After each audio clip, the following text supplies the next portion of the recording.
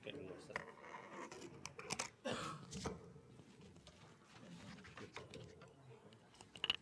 Ini juga.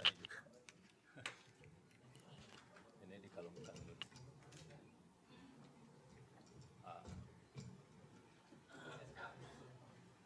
Dijauhin aja. Ini jauh aja. Iya, jauh. Ini. Ya.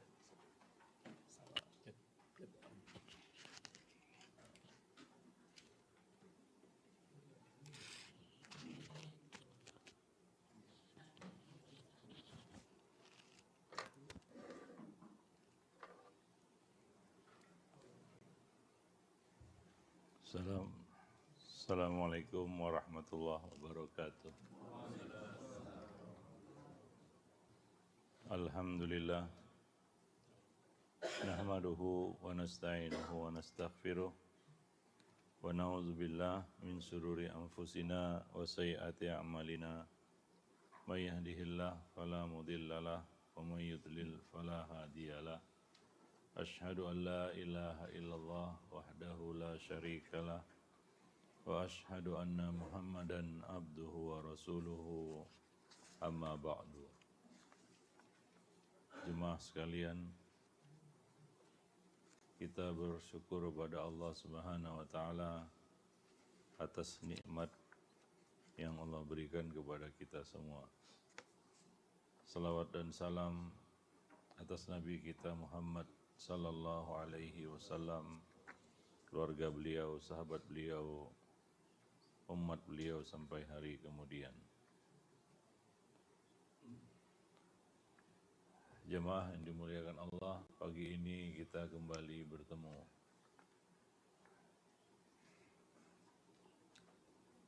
Bulan lalu kita ngomong apa? Ini kok kosong ini? Ada jalur sini. Kenapa?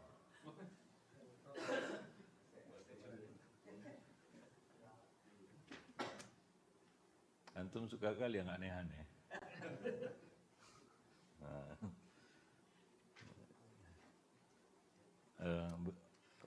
Bulan lalu ngomong apa kita? Hah? Bab 1. Halaman? Oh, baru di situ?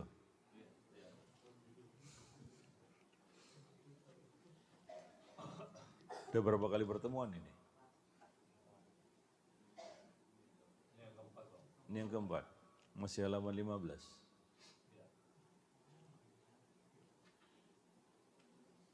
Sampai hadis kedua ya? Begitu? Hadis yang mana ini? Hadis pertama juga belum? Judul. Iya. Judulnya apa? Apa judulnya?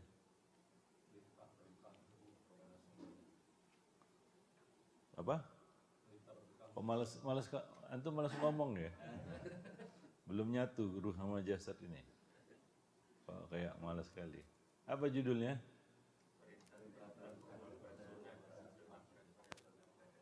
Iya. Iya, kalau nggak bawa buku nggak bisa baca. Bawa buku memang? Enggak? Udah hafal bukunya? Iya. Aduh. Perintah berpegang teguh pada sunnah dan tetap berada dalam jamaah. Al-jamaah istilahnya, ini istilah aja jamaah ya. Maksudnya adalah as-sunnah. Ya. Nah, itulah yang disebut al-jamaah. Dari Ibnu Umar bahwa Umar pernah berkhutbah di Jabiyah. Kemudian dia berkata, Rasulullah satu saat pernah berdiri di hadapan kami kemudian bersabda, Man arada minkum buhbuhatal jannah falyalzamal jamaah fa inna syaitana ma'al wahid wa huwa minal itsnaini ab'ad.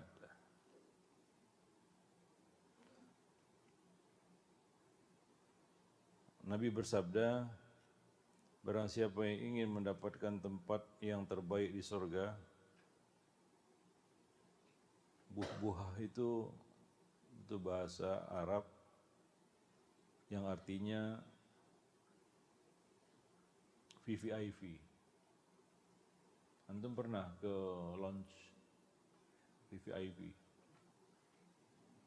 Enggak semua orang bisa apa? Bisa masuk. Betul ya? Kalau antum enggak punya kartu enggak bisa masuk. Dihalau, suruh nunggu di kursi yang berjejer-jejer itu. Iya kan? Tapi kalau antum punya kartunya, antum bisa masuk. Di lounge itu apa? Disediakan makanan, prasmanan, gitu ya. Nah, kalau antum nunggu di luar, nggak dapat. Kalau mau makan, bayar sendiri, bagus. Nah itu buh-buhah, artinya tempat VVIP, tempat spesial, tempat khusus, nggak semua orang bisa masuk. Ya, kita tahu di surga itu ada tingkatan, ada namanya yang tertinggi apa? Surga Firdaus. Itu yang paling tinggi, yang paling jelas tertinggi lah ya. Di bawahnya nggak diceritakan tingkatannya ya. Nah, mana yang lebih tinggi dari yang mana, nggak ada. Tapi yang paling tinggi jelas surga Firdaus. Nah, di surga Firdaus sendiri nggak satu derajat. Satu surga itu, satu tingkatan itu, tingkatan Firdaus misalnya, ada beberapa derajat. Bukan beberapa lagi, ratusan derajat. Ya, itu surga itu, kayak gitu dia. Ada yang di tepi, ada yang di tengah, ada yang di atas.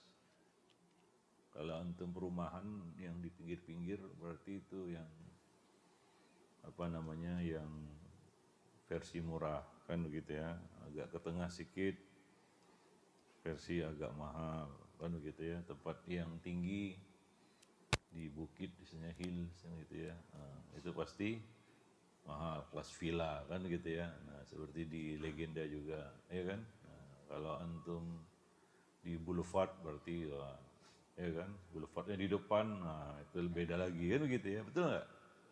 Ya Pak, sama-sama legenda kan begitu. Nah, surga juga sama. Ini kita bayangkan surga aja lah ya. Surga itu juga sama. Ada yang di bawah, ada yang di atas. Yang paling tinggi siapa? Firdaus. Di Firdaus juga tingkatan derajat ya. Ada yang di pinggir, ada yang sama-sama di Firdaus ini. Jadi belum tentu kita ketemu kan begitu ya. Nah, antum surganya klaster apa gitu.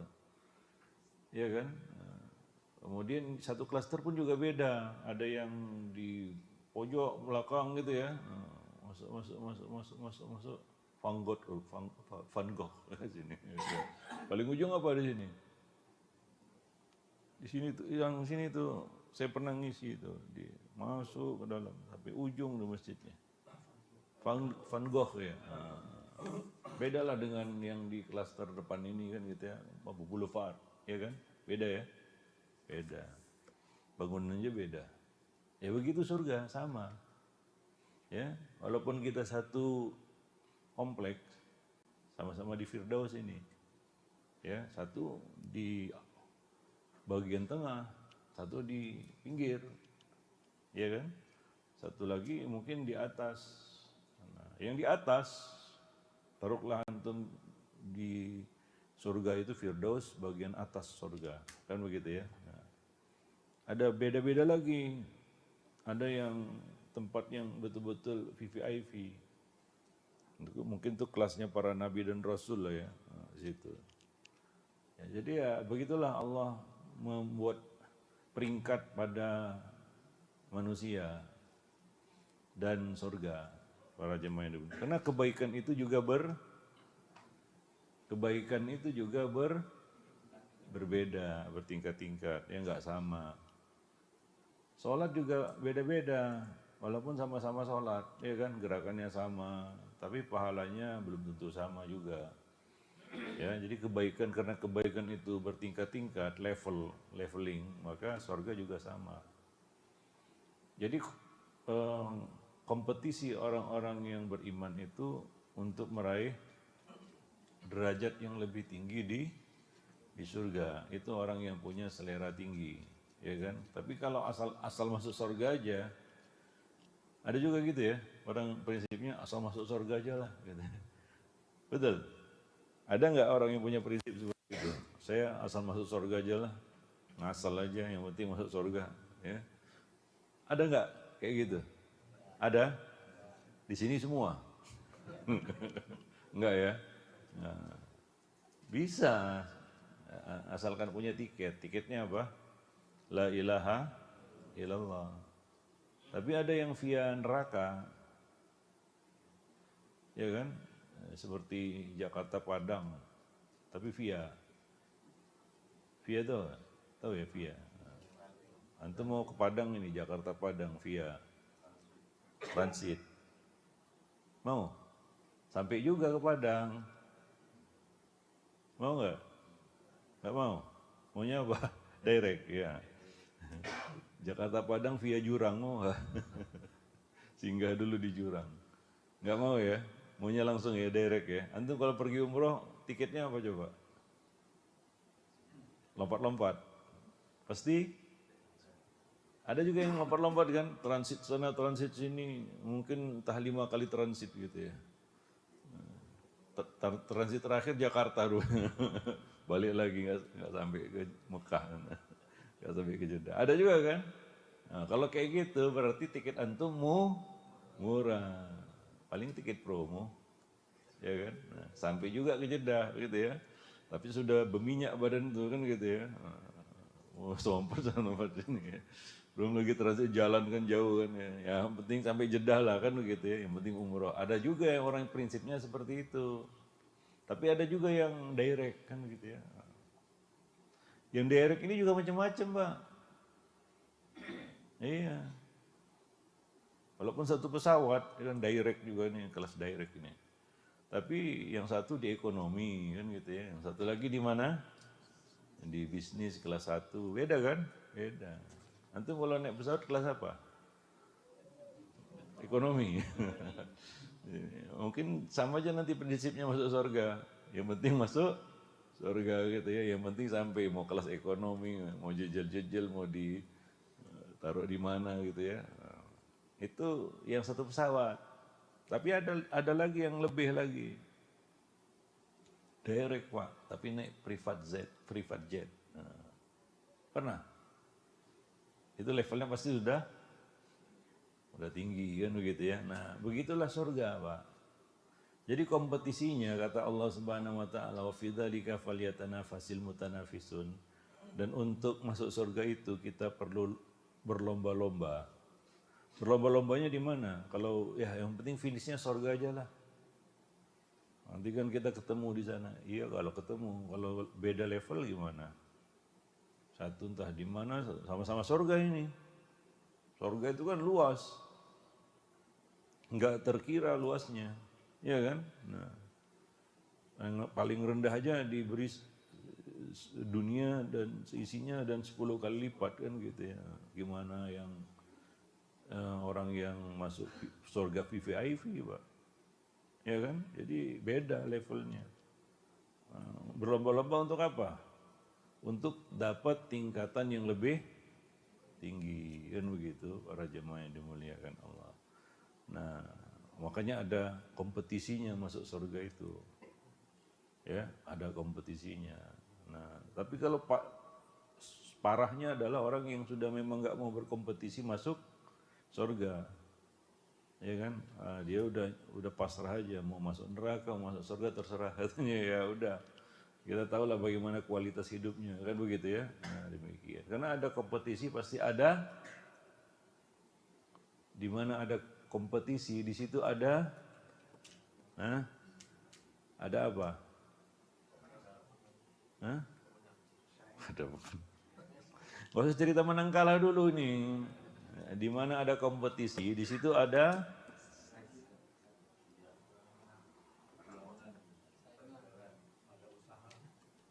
usaha. Antum, aduh, perlu ditatar.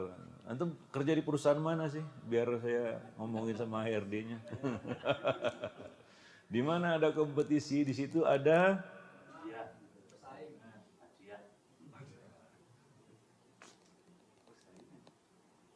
ya kompetisi itu sih persaingan. Aduh, saya gak yakin antum kerja di perusahaan nih, karena saya kerja di perusahaan ini ya. Ya betul ya. Nah, perusahaan apa? Antum udah berapa perusahaan antum apa? Antum ikuti. Ya udahlah, antum masih tidur kayaknya. Apa-apa. Di mana ada kompetisi, di situ ada quality. Betul nggak? Iya. Karena kalau nggak ada kompetisi, nggak ada quality. Kualitas akan naik, akan meningkat kalau ada kompetisi. Makanya Allah suruh kita berkompetisi. Ya kan? Untuk masuk surga ini. Bukan kompetisi masuk surga atau masuk neraka, enggak. Sama-sama ingin masuk surga. Kalau tanya semua di sini, saya mau masuk surga enggak? Pasti jawabannya apa? Mau. Bukan jawaban itu yang penting. Ya, kalau mau sih semua mau, tapi apa semua mau berkompetisi untuk masuk surga? Belum tentu. Para jemaah, ada yang punya prinsip itu tadi, yang penting masuk surga. Yang penting masuk surga katanya. Nah, masalahnya kalau prinsipnya seperti itu, sedihnya kalau nggak masuk surga, Pak. Ya para jemaah yang dimuliakan Allah. Kalau antum berkompetisi masuk surga, ya kan? Oh nggak dapat Firdaus, cuma dapat di bawahnya. Terima nggak? Hah? Terima nggak? Terima ya. Nah, walaupun bukan Firdaus, mau juga ya? Atau ditolak? Nggak mungkin ya. Nah, tapi kalau nggak ada antum nggak berkompetisi, bahkan ya sudahlah, kalau nggak masuk nggak apa-apa gitu ya. Nah, prinsipnya seperti itu. Nah, kalau betul-betul nggak masuk, ya neraka itu bukan tempat yang nyaman, kan begitu ya. Nah, neraka itu bukan tempat yang enak. Para jemaah yang dimuliakan Allah. Taib. Nah, jadi ini cerita tentang buhbuhatul jannah, ya. Bagian yang terbaik di surga. Ya, para jemaah yang dimuliakan Allah. Maka yang ada di kepala kita adalah bagaimana kita bisa bersaing untuk itu. Ya, maka kita pun ya mempersiapkan diri, ya kan. Maka ada perkataan yang fenomenal dari Al-Hasanul Basri. Beliau berkata, kalau ada orang yang mengajakmu berkompetisi dalam urusan dunia, abaikan dia. Ajaklah dia berkompetisi dalam urusan akhirat. Nah demikian. Ya, kompetisi dunia itu seperti kata orang di luar sana, yang menang jadi arang, yang kalah jadi abu. Itu dunia. Ya, kayaknya seru. Berkompetisi dunia itu seru. Enggak seru ya? Apalagi zaman sekarang. Ya zamannya flexing, zamannya korun. Ya kan? Ada sarana media untuk itu. untuk flexing kan gitu ya. Nah ini sehingga terdorong untuk berkompetisi dalam urusan dunia, terpacu, Pak. Terpicu. Dunia itu hijau dan manis. Dan salah satu umpan iblis adalah dunia. Enggak terasa mainnya itu, iblis itu untuk menggoda kita dengan dunia. Kadang-kadang di lisan aja, enggak ada. Tapi kenyataannya enggak kayak gitu. Tetap dalam hati itu gimana saya punya seperti si fulan ini. Kerja apa dia? Kan diselidiki lah ya, kerja apa dia. Oh rupanya ini bisnisnya. Maka coba lihat kecenderungan manusia. Suka apa? Suka meniru, melata. Kan begitu, coba lihat kecenderungannya lah. Oh bisnis ini dia rupanya. Besok apa? Ditirunya kan gitu ya. Begitu kan? Iya. Untuk apa? Persaingan kompetisi dunia. Oh jualan ini. Maka jangan atas satu jual herbal semua jual herbal gitu. Satu ini lagi apa namanya? Lagi viral ini, semuanya ke situ gitu. Tanpa disadari ya memang kita lebih suka berkompetisi dalam urusan dunia. Para jemaah yang dimuliakan Allah. Taib. Nah, jadi Allah mengajak kita untuk berkompetisi dalam urusan akhirat, ya, dalam urusan masuk surga. Wallahu a'lam bishawab. Makanya kita perlu terus memperbaiki diri kita, kan begitu ya, ibadah kita semualah, ilmu kita mungkin meningkat, amal kita makin baik, kan begitu.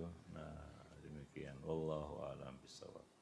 Karena kata Allah sendiri, hakul hal yastawil ladina ya'lamuna wal ladina la ya'lamun. Katakanlah, apakah sama orang yang berilmu dengan orang yang enggak berilmu? Ini dasar ini. Sama. Orang yang jahil dengan orang yang alim, sama?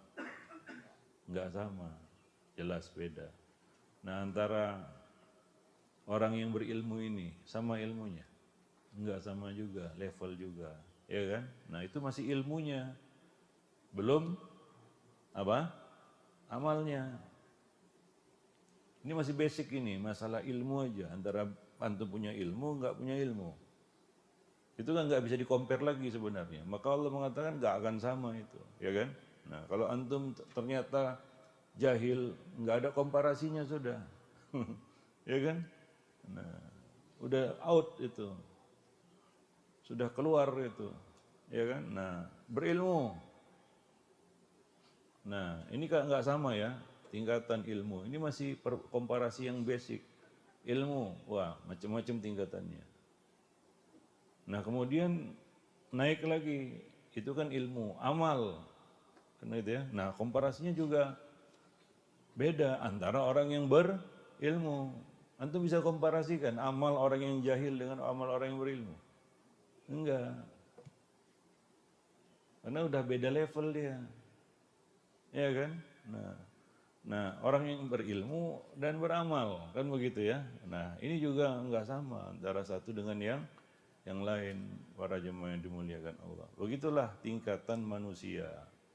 Ya, nah ini juga akan mempengaruhi tingkatan mereka di dalam surga. Maka Allah mengatakan ya, fadlul alim 'alal 'abid kafadlil qamar ala sa'iril kawakib. Pernah dengar hadis itu? Artinya, keutamaan orang yang berilmu dengan orang yang awam. Ini awam ya, Allah tidak katakan jahil. Ya, abid. Abid itu orang yang beribadah, tapi tanpa ilmu. Awam dia, tapi beribadah juga. Ini sama-sama beribadah. Ya, kafadlil qamar ala sa'iril kawakib. Perbandingannya, komparasinya seperti bulan purnama dengan seluruh bintang yang ada di galaksi itu. Ya kan? Nah, demikian. Akan menutupi cahaya bintang-bintang tersebut. Itu perbandingannya, para jemaah yang dimuliakan Allah. Maka semuanya terpulang kembali kepada selera masing-masing. Ada yang selting. Tahu selting? Apa selting? Selera tinggi. Ya, ada yang selera rendahan, kan begitu ya. Nah, demikian selera pasaran. Tadi itu, selera pasaran itu yang penting masuk surga ini. Ya. Jadi masuk surga pun dia gambling. Ya kan? Gambling aja. Ya, mudah-mudahan katanya. Ya, demikian para jemaah yang dimuliakan Allah. Wallahu a'lam bishawab. Baik. Ya sama seperti taubat juga. Salah satu amal dalam Islam apa? Taubat. Taubat itu level enggak? Ada? Leveling taubat? Ada. Ada yang istilahnya taubat apa? Apa? Ada yang taubat tomat katanya. Ada taubat sambal kan gitu ya. Ada taubat kentang kan gitu, kena tanggung. Tanggung-tanggung taubatnya kan gitu ya. Nah, ada taubat yang panas-panas tai ayam kan begitu ya. Ada yang taubatnya coba-coba. Ya, ada yang bereksperimen untuk taubat. Ada yang taubatnya taubat viral, ada. Ada ya taubat ya seperti tren hijrah ikut-ikutan alias latah, macam-macam. Itu baru satu amal ya, taubat. Ada yang levelnya taubat apa? Yang tertinggi apa? Iya. Maka Allah katakan ya ayyuhalladzina amanu tubu ilallahi nasuha. Kalau mau taubat nasuha. Ya, para jemaah. Bagaimana antum bisa meraih taubat nasuha? Coba caranya. Kalau antum taubat enggak? Taubat? Iya, taubat nasuha gimana? Selama ini taubatnya gimana?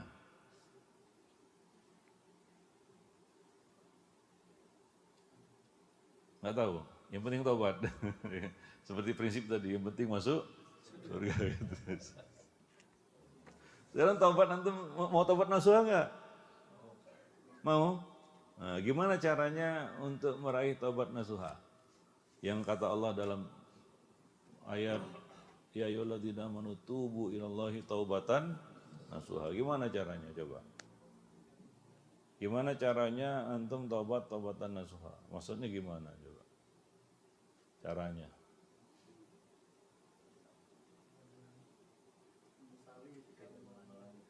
Itu memang syarat taubat itu. Syarat taubat itu memang itu. Kan ada 3 syarat taubat ya kan, berhenti, berazam, tidak mengulangi kan begitu ya. Kemudian apa lagi?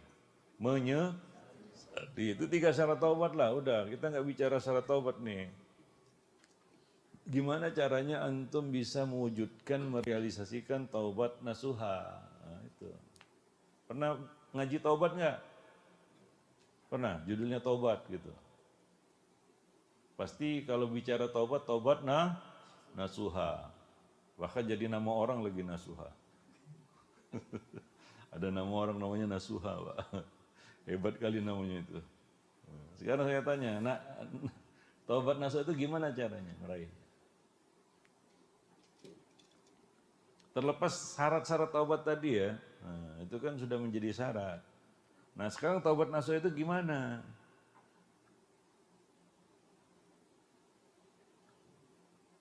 Yang selama ini antum dengar aja lah.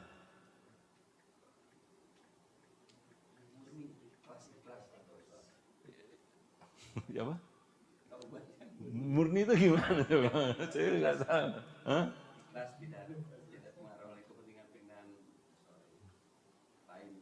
Oh bukan tobat viral gitu. Coba gimana? Yang sudah antum lakukan lah. Yang sudah antum lakukan. Selama ini tobatnya gimana? Nasuha? Hah? Belum. Kalau belum nggak saya tanya. Biar saya jawab. Kalau belum. Kalau sudah saya tanya antum gimana? Ini yang sudah antum lakukan. Tinggal jawab aja lah. Oh begitu, berkumpul dengan orang saleh. Jadi status Pak ya. Enggak, saya tanya ini dari status. Enggak. Udah. Ya, yang lain. Katanya ini udah diamalkan gitu, Pak ya? Berusaha, masih usaha. Oh, ya enggak apa-apa. Yang lain. Apa? Istiqomah. Ya gimana caranya istiqomahnya supaya dapat tobat nasuha ini?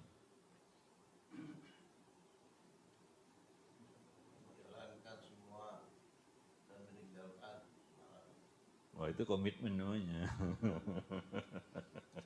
Iya, semuanya punya komitmen itulah.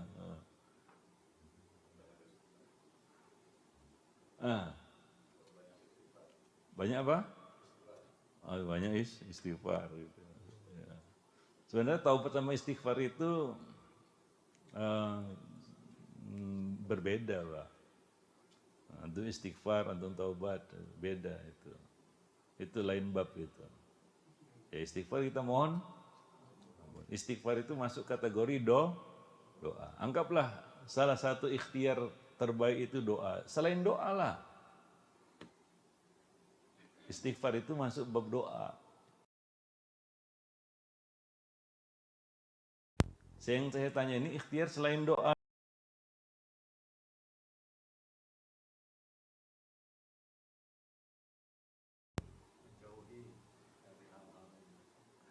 Ya gimana jauhi? Pokoknya gitu ya. Ayo, nah, bingung kan? Nyerah, ya udahlah. Antum nyerah terus dari bulan kemarin nyerah terus. Saya tanya, ya udah antum lupa satu kata yaitu muhasabah. Ya, ini udah saya singgung kemarin, saya sepil kemarin kalau nggak salah ya.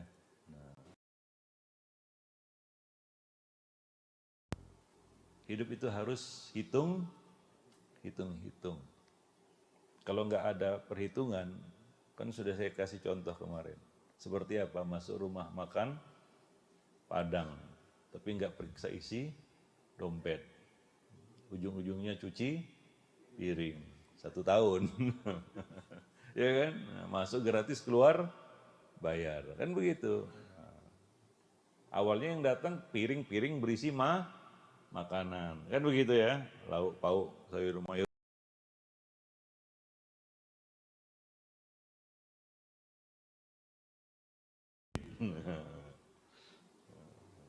Baru nanti terbelalak lihat jumlahnya. Kan begitu. Nah, ini orang nggak pakai hitung.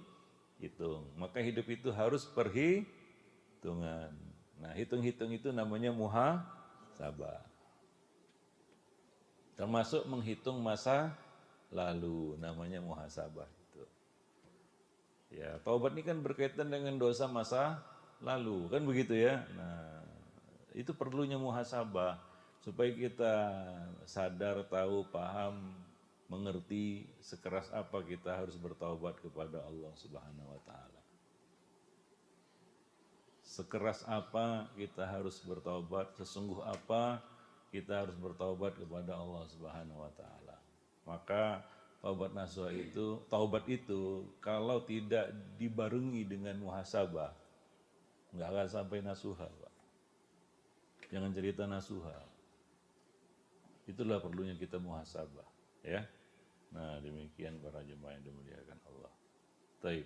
Makanya kalau para salaf dulu, para sahabat dahulu, mereka tiap malam muhasabah. Seperti perkataan Umar yang fenomenal, hasibu anfusakum qabla an tuhasabu. Hisablah diri kamu, hitung-hitung di sini sebelum kalian dihitung di sana. Kan begitu. Nah, dengan itu kita akan tahu satu, ya jelas kenapa kita harus bertobat. Sesungguh apa kita harus bertobat. Sekeras apa kita harus bertobat. Karena ada orang yang taubatnya lembek, lunak.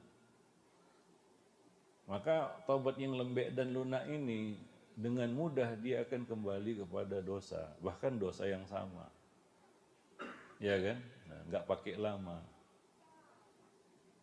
GPL Pak, nggak pakai lama. Bahkan setan pun sudah tahu, dibiarin setan aja dia. Nah ini kawan nih nggak lama ini ya udah tahu, setan udah baca passionnya begitu Pak. Nggak lama ini kan itu ya, ya betul nggak lama balik lagi dia. Ya. Para jemaah yang dimuliakan Allah. Nah demikian.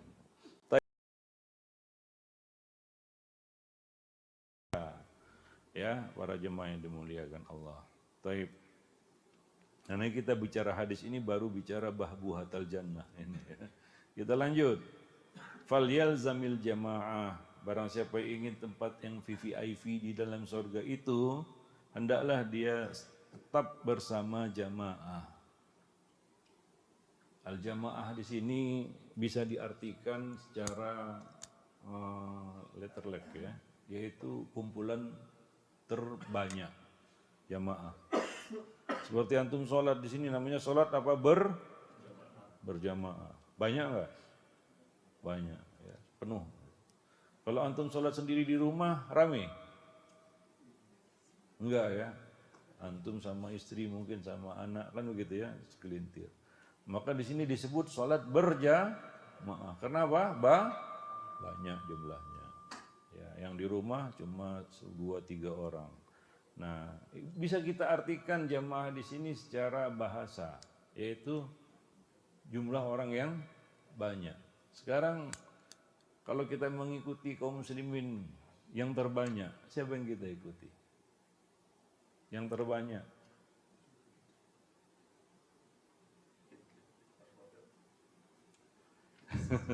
Saya ajak antum berpikir nih, saya tanya antum. Kalau kita ikuti ini secara bahasa ya, jumlah ini ya, kita ikuti yang terbanyak, siapa yang kita ikuti? Siapa yang antum ikuti? Antum ingin ikut yang terbanyak. Siapa yang antum ikuti?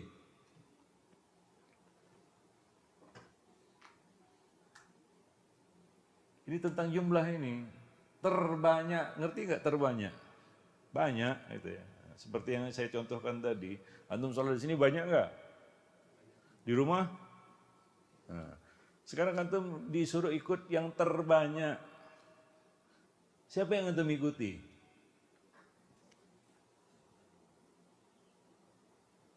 Siapa yang antum ikuti? Ini ikut yang terbanyak ini.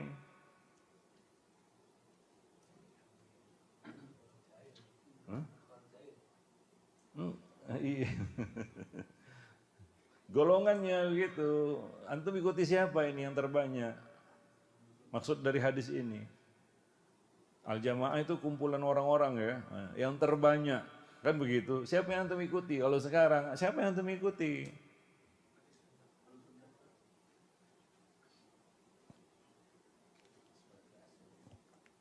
Oh, takut kali. Kayak terintimidasi antum jadinya. Ini bicara tentang jumlah, quantity, bukan quality. Quantity, siapa yang terbanyak? Itu yang kata Allah, kata Nabi, antum ikuti itu. Hah? NU. Terbanyak ya. Nah, siapa lagi? Yang terbanyak siapa yang antum ikuti? Hah? Muhammadiyah. Muhammadiyah, yang lain. Siapa lagi? Siapa yang mau antum ikuti? Ini kita kembali kepada pengertian bahasanya aja dulu. Walaupun bisa kita artikan secara kita katakan terminologinya. Tapi itu kan, itu kan katamu katanya, gitu ya. Itu kan katamu jemaah itu maksudnya seperti itu. Kata saya enggak katanya gitu ya. Tapi kita kembalikan kepada makna asal dari kata al-jamaah itu, yaitu jumlah yang terbanyak. Siapa yang antum ikuti? Tadi ada jawaban, beberapa jawaban. Ada lagi? Saya nggak tahu, mungkin di luar sana banyak kan gitu ya. Disebut aja. Hah? Oh gitu? Oh iya Pak. Ya di dunia yang terbanyak. Nggak usah lah, tapi jangan yang di luar Islam lah Pak. Itu kan udah di luar konteks itu. Yang di dalam Islam lah. Jangan di luar masjid. Yang Islam lah. Kita nggak bicara yang nonis, ya nonis nggak usah dibicarakan lah. Yang dalam yang Islam aja lah. Tadi Islam tradisi, kebiasaan-kebiasaan. siapa itu? Nggak ada organisasi. Gak ada organisasi. Sebutkan identitasnya. Sebutkan aja identitasnya. Hah? Apa? Apa? Tabligh. Hah? Kok ngomongnya tuh kayak ketakutan gitu. Saya nggak nuduh antum itu. Saya tanya, kalau diikuti jumlah yang terbanyak, siapa yang antum ikuti sekarang? Jumlah yang terbanyak. Hah? Sunni apa? Iya, maksudnya siapa? Jemaah tabligh. Yang itu yang terbanyak. Oh, di Indonesia. Terbanyak itu, Pak? Enggak yakin juga. NU yang paling banyak. Islam KTP. Ya udah. Kalau kita kembali kepada secara bahasa ini ya, secara etimologinya, jamaah itu kan jumlah yang banyak. Antum tahu siapa yang terbanyak? Tahu nggak? Nggak tahu. Ya udah saya kasih tahu. Salafi.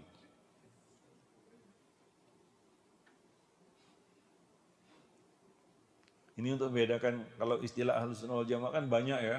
Semua orang ngaku kan gitu ya. Nah, kelompok-kelompok yang antum sebut itu semua ngakunya semuanya apa? Aswaja kan begitu ya. Nah, memangnya Muhammadiyah nggak ngaku aswaja? Jemaah tabligh aja ngaku aswaja, Pak. Betul kan? Iya. Nah, jumlah yang terbanyak itu salafi. Mungkin antum komplain, oh berapa gelintir orang gitu ya. Iya kan? Nah, yang ngaji di majelis taklim salafi aja belum tentu semua salafi kan gitu. Nah, taib. Jadi tinjauannya bukan parsial, Pak. Ya, tapi tinjauannya adalah secara total. Kalau diikuti dari awal Islam ini muncul sampai hari ini, golongan terbanyak itu adalah salafi. Karena dia ada tiap dekade, tiap generasi. Kalau antum sebut NU memang berdirinya kapan? 200 tahun yang lalu. Taruhlah Islam ini sudah ada 1500 tahun yang lalu. Betul nggak? Sebelum itu kan nggak ada ide itu. Ada? Nggak ada. Maka yang paling banyak itu salafi. Kalau di total. Makanya Ibnul Qayyim pernah mengatakan jangan kamu merasa sendiri ketika mengikuti menapaki Shiratal Mustaqim. Kenapa? Karena Allah mengatakan dalam Al-Quran, Shiratal ladzina an'amta alaihim. Ini menunjukkan mereka itu yang terbanyak. Walaupun yang paling sedikit di setiap generasi. Paling sedikit di setiap dekade. Tapi kalau di total paling banyak, Pak. Karena ini akan ada terus sampai hari kiamat. Apa yang antum sebut tadi nggak ada jaminan akan ada sampai hari kiamat. Betul nggak? Ada jaminan. Kelompok-kelompok yang antum sebut tadi itu, yang antum klaim banyak, ada jaminan. Akan ada sampai hari kiamat. Kita nggak tahu hari kiamat sampai kapan ya. Ada jaminan? Nggak ada. Mana ada jaminan mereka akan ada sampai hari kiamat. Tapi salafi dijamin, Pak. Apa? Dijamin. Ada hadisnya jaminannya. Jaminannya hadis. Yaitu apa? La tazalu ta'ifatun min mati dhahirina al-haq. Akan senantiasa ada satu golongan di umatku ini yang akan zahirina alal haq. Kan sudah disyarah ya sama para ulama. Maksudnya siapa itu? Ahlu sunnah, ahlul hadis. Kalau bicara sekarang apa namanya? Salafi kan begitu. Jadi yang terbanyak itu ini secara bahasa masih ya. Nah, ada 1500 tahun yang lalu dan akan terus ada sampai hari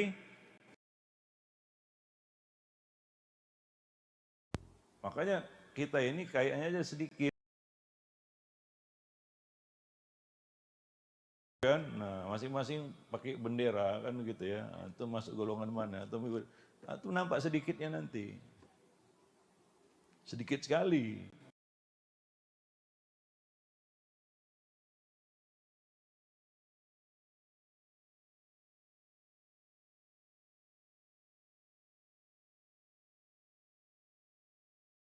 Kalau antum disuruh ikut yang banyak hari ini, siapa yang harus antum ikuti?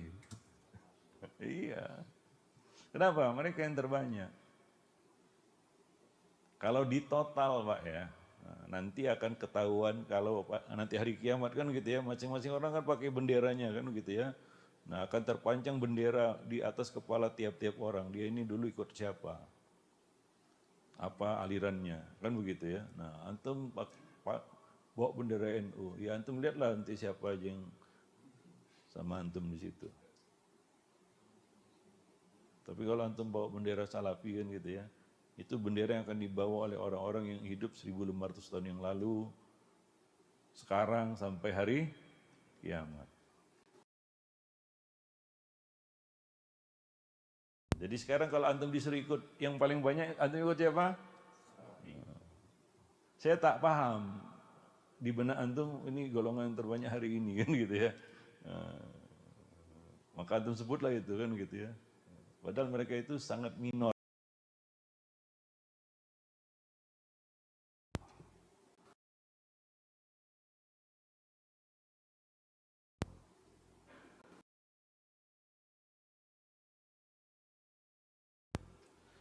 Kalau kita katakan Nabi mengatakan hendaklah kamu ikuti jamaah, kan begitu ya. Nah, jamaah kita artikan secara bahasa jelas. Maksudnya tadi siapa yang paling banyak? Salafi. Jadi ikutlah Salafi, kan gitu ya. Hendaklah kamu yalzam mengikuti Salafi, gitu. Kita secara vulgar aja lah terjemahkannya supaya nggak berbelit-belit kan gitu ya. Ikutilah Ahlus Sunnah wal Jamaah. Itu nggak ngerti ya. Ahlus Sunnah semua orang ngaku, tapi nggak semua orang ngaku Salafi, kan gitu ya. Ada yang takut dicap Wahabi, karena Salafi diidentikan dengan Wahabian gitu ya kan. Nah, ikutilah Salafi. Begitulah dia maksud hadis Nabi ini.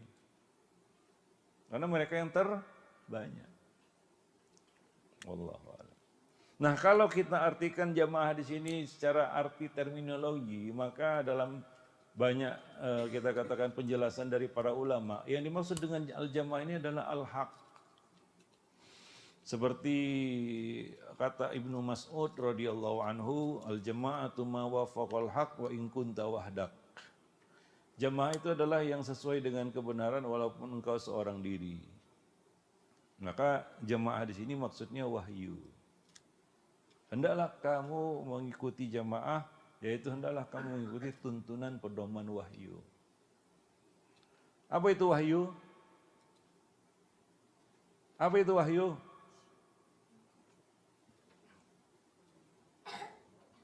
Kata wahyu itu. Qala Allah wa qala Rasul. Al-Quran dan semua orang, Ustaz.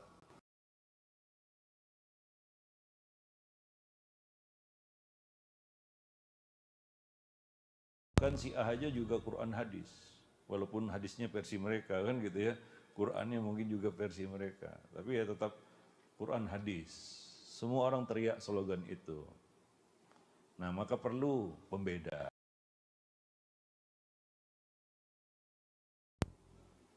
Apa? Apa pembedanya? Iya. Dengan pemahaman salafus saleh.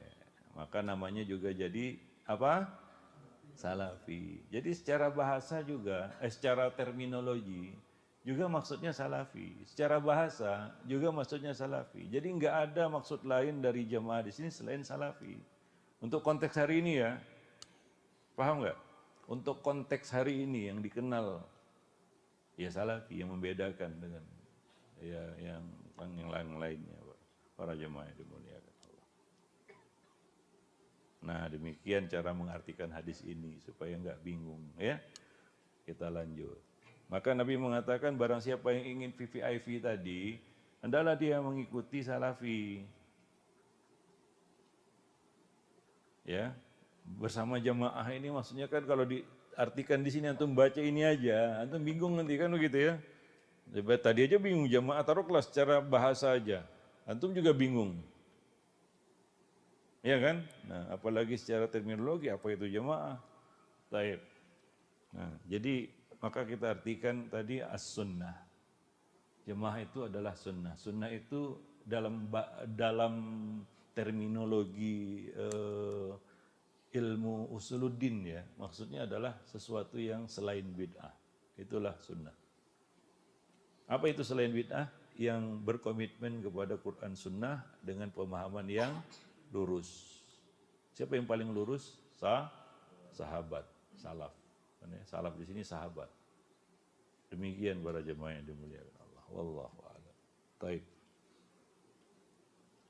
Fa inna syaitana ma'al wahid, karena setan itu bersama satu orang, maksudnya tunggal, main tunggal. Maka orang yang main tunggal itu biasanya suka nyeleneh, aneh. Ya kan? Yang suka tampil beda, lain dari yang lain.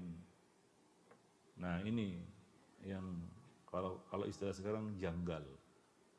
Ya. Nah, itu satu orang. Setan suka dengan orang yang menyempal. Ya, agak lain istilahnya, ya, main tunggal, ya, kayaknya dia nggak perlu orang lain,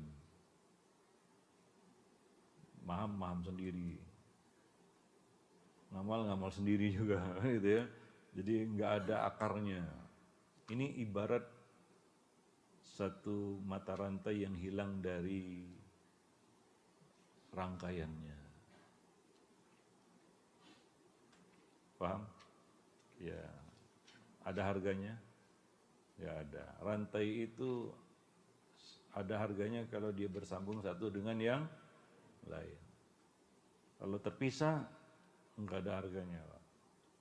Para jemaah yang dimuliakan Allah. Ya. Nah, itu contoh orang yang menyempal. Ya, memisahkan diri dari al-jamaah. Dia ikut paham dia sendiri, ya, atau paham kelompoknya. Oh, saya memahami Islam kayak gini nih, ini gaya saya ini, atau gaya kelompok saya yang kecil itu, yang minor itu, nggak dikenal dia, nggak, dalam sejarah Islam juga nggak dikenal. Bahkan mungkin dikenalnya buruk gitu ya. Seperti ahli bid'ah coba sekarang mana ada orang yang ikut mereka. Hilang kan begitu ya. Nah, berganti dengan kelompok yang lain. Itulah bid'ah. Ya, datang silih berganti dengan berbagai macam warna. Ya. Nah. Wa huwa minal isnaini ab'ad, dan setan akan lebih jauh dari dua orang. Ini bahayanya menyendiri, menyempal, ya, karena setan akan merapat kepadanya, karena kontrol sosialnya jadi lemah. Ya, sebagai contoh aja, kalau kita sendirian dengan di tengah keramaian gini, kira-kira antum merasakan lebih aman mana? Ini cerita amannya ya.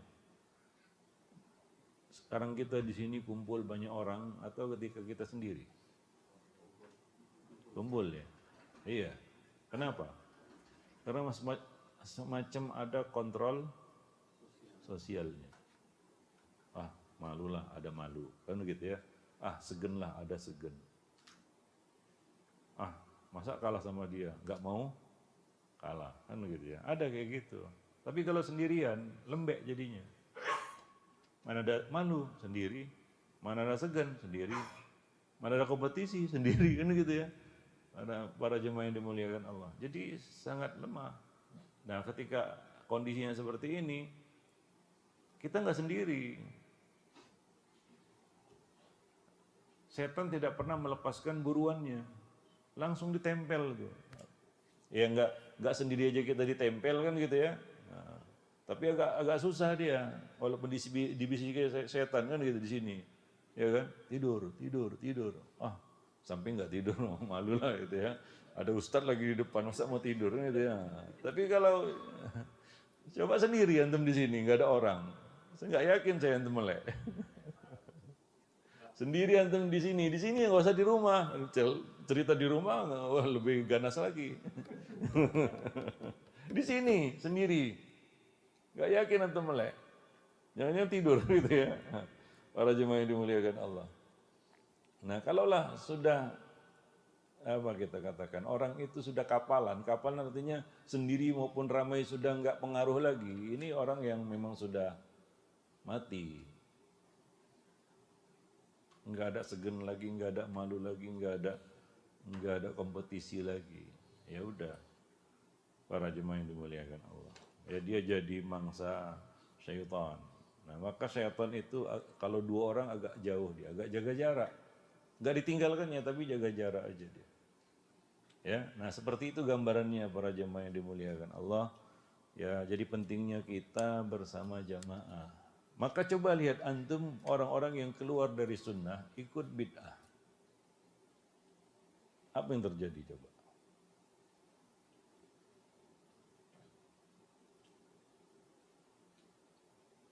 Apa yang terjadi?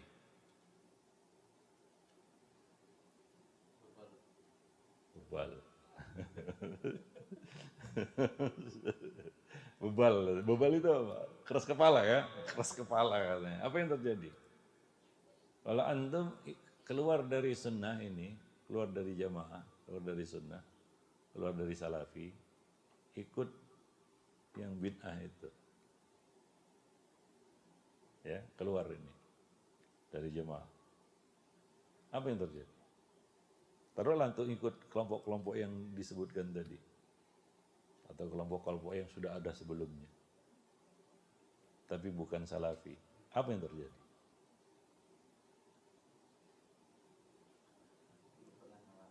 Belum pernah ngalamin.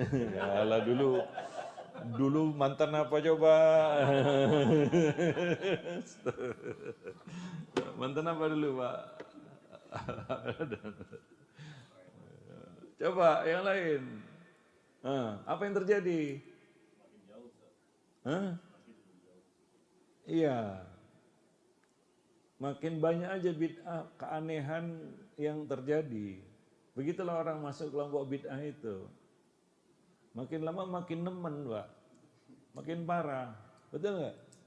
Iya. Karena setan pun makin mudah mendorongnya kepada bid'ah itu.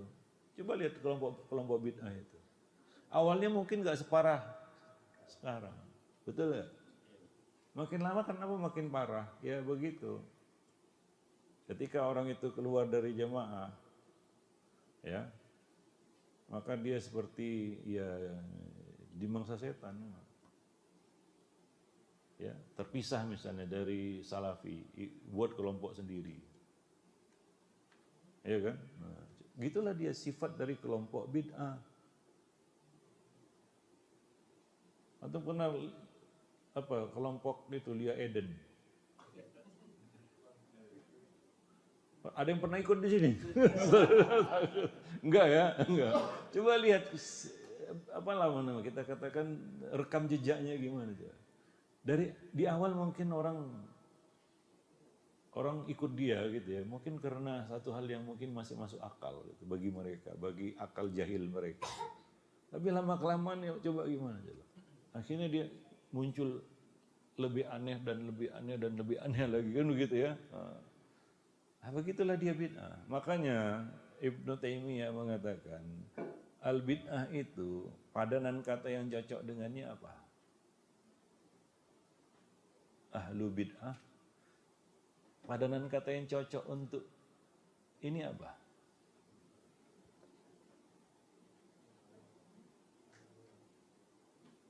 Tahu nggak? Nggak tahu. Kalau ahlu sunnah, padanan kata yang cocok apa?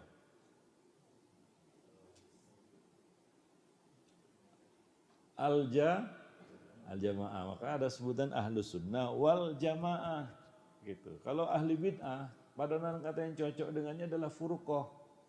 Maka dikatakan ahlul bid'ati wal furqah. Kenapa? Karena bid'ah itu identik dengan pecah belah, beranak pinak, macam bakso beranak. Dibuka mau ada lagi dalamnya, mau gitulah dia. Itulah bid'ah, Pak. Masuk ke dalamnya akan nampak pintu-pintu kecil yang lainnya, macam-macam bercabang-cabang kan begitu ya. Nah, begitu bid'ah itu. Begitu antum keluar dari jamaah ikut kelompok-kelompok itu, awalnya mungkin penyimpangannya sederhana. Makin lama makin rumit, makin lama makin parah, Pak. Begitulah dia bid'ah itu. Coba lihat orang-orang yang menyimpang itu. Makin lama makin aneh, makin banyak aja aneh-anehnya, makin banyak, makin jauh aja penyimpangannya. Dan makin susah untuk kembali kepada sunnah.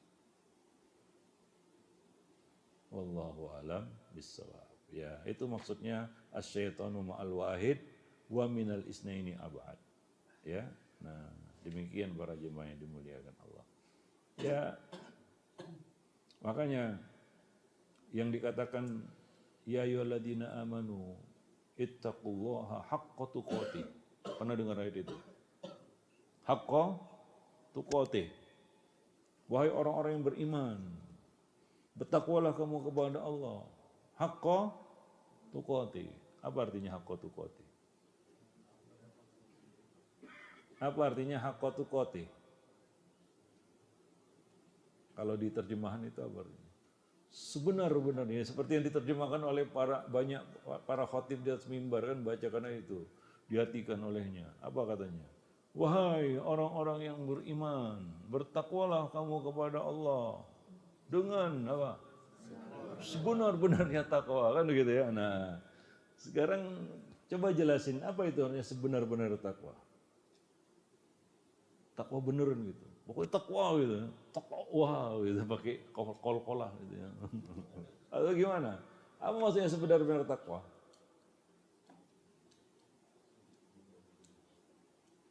Kalau saya artikan berarti ada yang takwanya nggak benar gitu ya. Ada? Nggak benar gitu ya. Takwanya ngasal gitu, Pak. Bukan sebenar-benar takwa. Ngasal takwa. Takwa ngasal gitu lah. Ada nggak? Ya konsekuensi dari ayat itu, kan begitu ya? Nah, iyalah, konsekuensinya ada yang nggak sebenar-benarnya, artinya ngasal. Takwanya ngasal, Pak. Sekarang sebenar-benar takwa itu apa? Hah? Iya. Sendirian maupun di tengah keramaian. Apa lagi? Satu. Yang kedua, sebenar-benar takwa.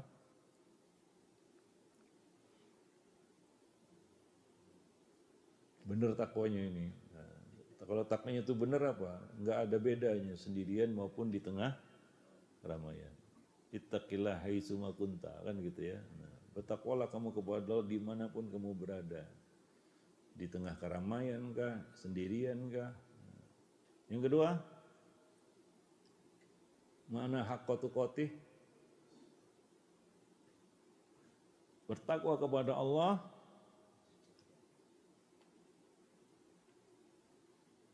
ya udah, dikala susah maupun senang, dikala sulit maupun mudah. Karena ada orang yang takwa kepada Allah itu pada saat sulit aja, begitu dikasih lapang lupa. Ada orang yang bertakwa kepada Allah pada saat miskin aja, begitu dikasih kaya lupa. Atau sebaliknya, ada yang takwa kepada Allah waktu kaya, kan gitu ya. Begitu dikasih miskin, goyang. Ada nggak? Kalau yang goyang miskin kaya udah jangan cerita, Pak ya. Susah senang dia tetap nggak takwa, ya udah nggak usah cerita ini ya. Nah, itu udah out of the box gitu, kan gitu ya. Udah keluar ring itu para jemaah yang dimuliakan Allah. Baik susah maupun senang nggak ada takwa ya. Biasanya salah satu kan begitu ya. Nah, itu belum haqqa tuqatih. Ada itu, waktu miskin doanya khusyuk kali. Ya Allah, gitu ya. Nah, begitu dikasih kaya entah kemana dia. Lupa nggak doa lagi dia, udah nggak doa lagi. Waktu miskin taklim, oh rajin Pak. Paling depan lagi, oh, mantengin ustadz gini. Bicaranya tentang apa namanya? Keutamaan jadi orang miskin, waduh semangat dia. Ketumaan jadi orang kaya, waduh sedekah, dia pun pingin dia. Miskin ini, begitu kaya, udah gak duduk lagi dari situ. Banyak kayak gitu. Kalau udah kaya udah nggak selera lagi dia taklim. Apalagi taklim rutin seperti ini, yang jumlahnya sedikit ini. Levelnya tablik akbar. Itu pun datang untuk ketemu relasi. Relasi bisnis. Iya, kayak gitu Pak. Kalau yang kecil-kecil gini nggak datang lagi dia. Geleng aja. Ah, apa itu? Ini bukan level saya itu. Katanya gitu. Udah ngejar yang viral-viral dia. Udah bicara, wah seberapa besar gaungnya itu. Ini udah kaya dia Pak. Ya. Maka yang taklim itu bukan orangnya, tapi duitnya. Duitnya aja yang datang itu Pak. Orangnya nggak datang lagi. Nah, jadi memang nggak semua orang bisa takwa dalam semua kondisi Pak. Sebagaimana nggak semua orang bisa takwa dalam semua tempat. Ya kan? Nah, yang ketiga, haqqatu qotih ini. Tadi yang pertama, dimanapun kamu berada, baik sendirian maupun di tengah keramaian, oke. Yang kedua, saat lapang maupun susah, sempit maupun lapang, ya takwalah gimana pun kondisinya, baik sempit maupun lapang, kan begitu ya. Nah, yang ketiga apa?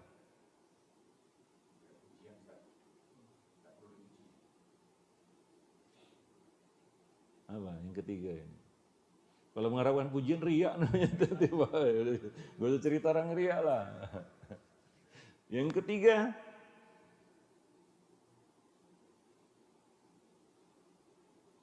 haqqatu qoti. Sebenar-benarnya gitu ya. Gimana caranya? Yang ketiga. Ya udah. Antum nggak selera jawab kayaknya. Yaitu tanpa pamrih, nggak ada udang di balik batu. Ada orang yang takwa kalau ada untungnya, dia bicara untung rugi. Kalau saya takwa untungnya gimana? Ah ini kayaknya untungnya saya ini melepaskan baju takwa dulu ini, baru kayaknya untung. Nah jadi dia takwa pun bicara untung rugi Pak, ya. Nah dikalkulasikannya untung rugi dunianya. Nah kalau seperti ini belum haqqo tuqati. Kalau seperti itu prinsipnya, dengan mudah dia akan melepaskan baju takwa namanya, libasut takwa. Ya, nah demikian. Wallahu a'lam bishawab. Taib. Ya begitulah hadis pertama ini Nabi berpesan kepada kita agar satu, jadilah orang yang kompetitif. Nabi mengatakan barang siapa. Artinya enggak semua orang. Ya. Man itu kan diartikan dalam bahasa kita barang siapa. Siapa? Enggak semua orang. Jadilah orang yang kompetitif. Ya, arodat, punya keinginan, punya cita-cita, ya, punya goals, tujuan. Tujuannya apa? Bahbuhatal jannah. Bagian yang paling spesial di dalam surga. VVIP-nya. Ya di dunia aja, manusia kan dibedakan ya kelasnya ya. Antum kalau lihat orang yang kelas-kelas atas seperti itu gimana? Jealous enggak? Kepengen enggak? Kepengen, antum bilang aja kepengen. Antum antri orang masuk jalur apa namanya? Jalur cepat kan gitu ya. Dalam hati gimana? Enak kali kawan gitu ya. Kepingin juga kalau bisa kan gitu ya, kalau bisa. Kan begitu. Betul nggak? Iya wajar, emang kayak gitulah dia. Kepengen kan gitu ya, kepengen masuk lunch itu, tapi nggak punya kartu gimana. Udahlah ngeliatin aja kan orang keluar masuk makan itu kan ya. Sementara kita duduk di luar kan bersama orang-orang gitu, ada yang batuk kanan, batuk kiri kan gitu ya, ada yang macem-macem, wah nggak nyaman kan begitu ya. Pengen antum kan, pengen. Terasa spesial gitu ya, betul nggak? Ya. Kalau sekali waktu antum dapat VVIP misalnya, antum gimana? Merasa apa? Bangga kan gitu ya, spesial. Wah saya ini spesial ini, orang lain nggak bisa masuk, saya bisa masuk ini kan gitu ya. Nah, itu di dunia lah, di dunia aja kita ada rasa apa? Bangga, ya kan? Merasa beruntung, ya merasa lebih daripada yang lain yang nggak bisa masuk VVIP. Antum di jalan raya aja lah. Pernah di jalan raya? Kemarin di Selipi, macet. Antum dapat macet begitu, stuck nggak bisa jalan. Tiba-tiba ada terot, gitu ya, minggir semua orang kan gitu ya. Minggir semua, antum pun minggirin gitu ya, dipepet-pepet terus minggir lah kan gitu ya. Gitu ya, gitu ya bunyinya. Antum pun minggirin gitu ya, lewat lah itu kan, gitu ya. Kau gimana? Pengen ya, seandainya aku yang ada di mobil itu kan gitu ya, enak kali kayaknya, anti macet dah ya. Lewat aja gitu ya, enak ya, enak. Itu di dunia kita merasa, saya kurang spesial. Kenapa? Saya harus macet-macetan ini, stres lagi kan gitu ya. Jam-jaman, Pak. Pernah gak kayak gitu? Pernah gak? Sering ya. Sementara yang tetot-tetot tiba-tiba sudah gitu kan gitu ya. Waduh. Platnya Pak. Beda kan gitu ya. Awak pun nggak merasa spesial. Aduh inilah jadi rakyat jelata ini kan gitu ya. Harus macet-macetan dulu 2 jam harus sampai rumah kan gitu ya.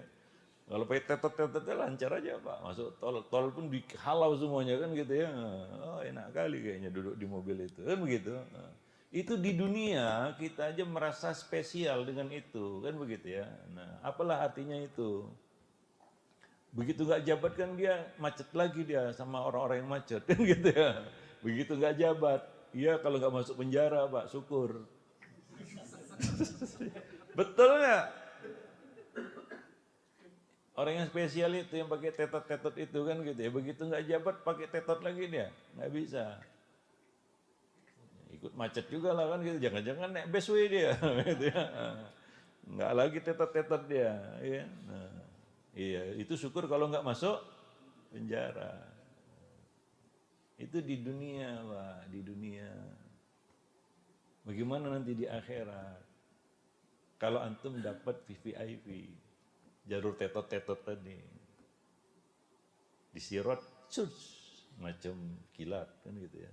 Orang lain ngesot kan gitu ya, macet tadi, itu. Masuk surga lebih dulu, masuk. Yang lainnya masih ngantri. Siapa yang ngantri? Orang? Siapa yang ngantri?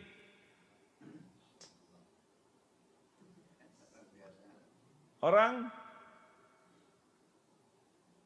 Iya. Antum takut jawabnya atau nggak tahu? Saya nggak tahu ini. Siapa yang ngantri? Orang kaya. Oh gitu. Iya, betul. Bedanya setengah hari Pak. Setengah hari itu 500 tahun. Jalur VVIP jadi orang miskin Pak. Iya.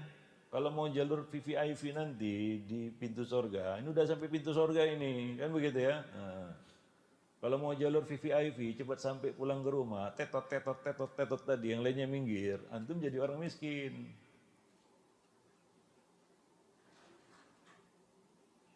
Ya begitu dia memang.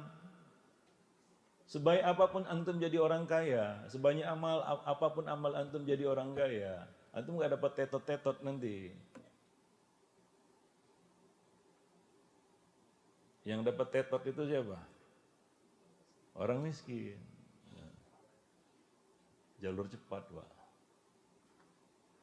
Nanti macet lah kan nunggu gitu. Dia teret. Kalau di dunia belum ada apa-apa itu, walaupun antum ada kebanggaan kan gitu ya. Pernah nggak antum dikawal sama patwal? Pernah nggak pernah ya? Saya nggak pernah. Iya. Spesial itu ya. Kita pun ngeliatnya iri, Pak ya. Iri ya? Iri lah. Gitu ya. Kita harus minggir gitu ya.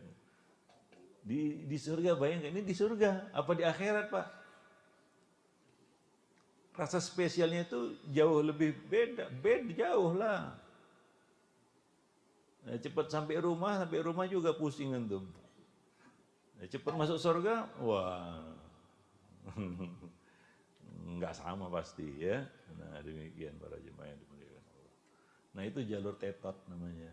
Maka kalau antum mau dapat jalur tetot, jadi orang apa? Miskin. Kalau suruh pilih, jadi orang kaya atau orang miskin? Pilih.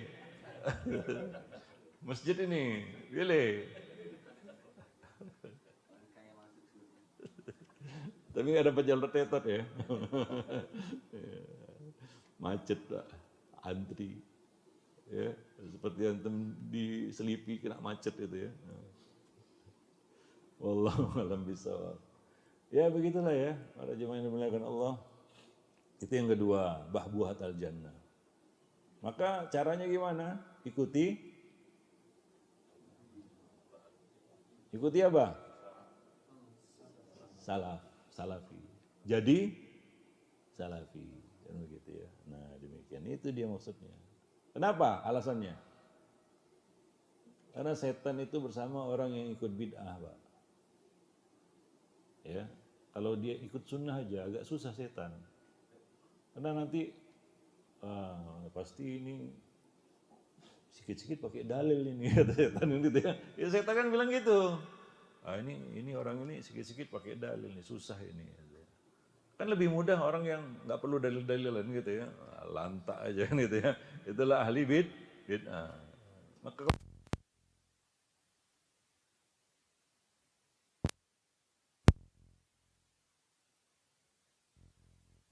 katanya kan, itu kan kata-kata setan itu. Setan maunya apa? Nggak pakai dalil gitu ya, gitu ya. Setan maunya apa? Ya nggak masuk surga nggak apa-apa gitu ya. Para jemaah yang dimuliakan Allah. Nah demikian. Para jemaah yang dimuliakan. Ya begitulah ya. Setan ma'al wahid wa minal isnaini abad. Semakin antum ikut jemaah maka semakin jauh setan itu.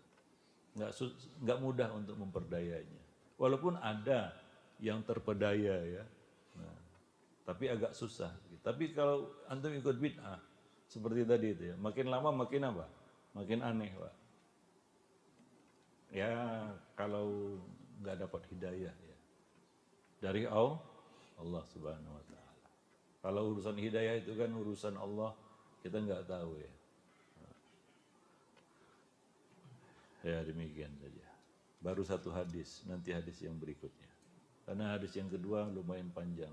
3 bulan juga untuk menyelesaikan hadis yang kedua ini. Ya bisa aja saya baca cepat gitu. Nanti antum nggak dapat faedahnya seperti hadis ini. Paham? Iya. Demikian. Kalau dibaca ya cepat aja, Pak. Terjemahannya itu kan tinggal baca aja. Lanjut kan gitu ya. Tapi dengan perincian tadi mudah-mudahan antum semakin paham, ya. Nah, demikian saja. Kalau ada yang bertanya silahkan.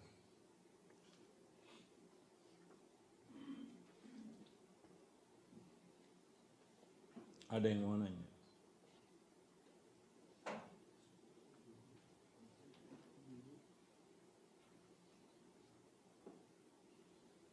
Nanya yang lain juga apa? Nanya. Kemarin kita bahas apa kemarin itu ya?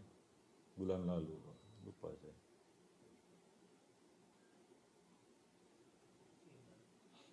Iman ya. Iya. Bagaimana memahami jamaah yang mengusung kebenaran itu sebagai kelompok terasing, Ustaz? Bukankah terasing itu selalu diidentikan dengan yang sedikit, yang Iya. Itu kalau dilihat dari setiap dekadenya, ya setiap zamannya, Ahlus Sunnah itu pasti yang sedikit. Sekarang ini Salafi dibandingkan dengan kelompok-kelompok yang atau sebutkan tadi, mayoritas atau minoritas? Iya, maka terlihat asing, iya kan? Iya, sama juga di setiap generasinya, setiap dekadenya, Ahlus Sunnah selalu yang minoritas, ya kan? Sedikit. Iya memang kalau tinjauannya hari ini. Maka saya katakan tadi, kalau tinjauannya lebih luas lagi, Ahlus Sunnah sebenarnya Salafi ini mayoritas atau minoritas? Iya, secara keseluruhan mayoritas. Ya kan? Karena sudah ada 1.500 tahun yang lalu dan akan terus ada sampai hari kiamat. Ada kelompok bid'ah yang seperti itu? Enggak ada, Pak. Karena identik dengan perpecahan. Ya kan? Nah. Sebelumnya ada mereka, enggak ada. Jadi tetap Ahlus Sunnah itu secara kuantiti yang terbanyak. Antum akan lihat kenyataan ini nanti di akhirat, bukan sekarang. Sekarang ini antum jawab yang seperti jawaban antum tadi lah kan. Ikuti yang terbanyak siapa? Tersebut ini, sebut itu kan gitu ya. Sebut banyak yang sebut gitu ya. Iya, betul. Untuk ukuran hari ini. Memangnya ada jaminan kelompok-kelompok itu ada sampai hari kiamat? Ada jaminan? Tidak ada.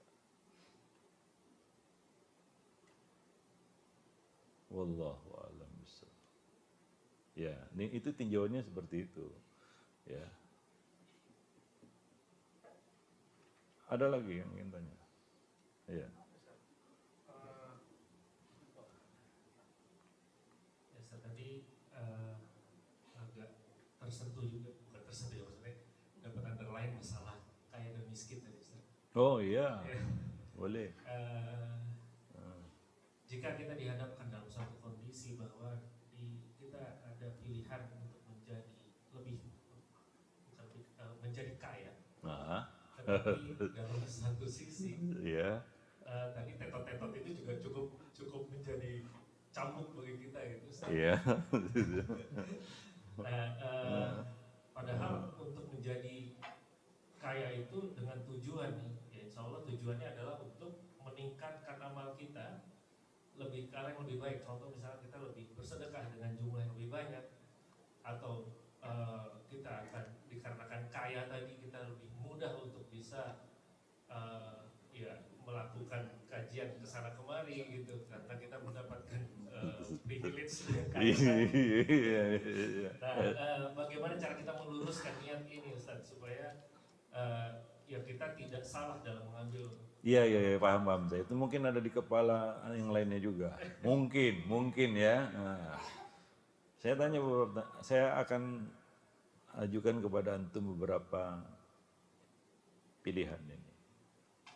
Yang pertama, ya, saya mau jawab ini kenyataan dengan kenyataan atau dengan gambaran.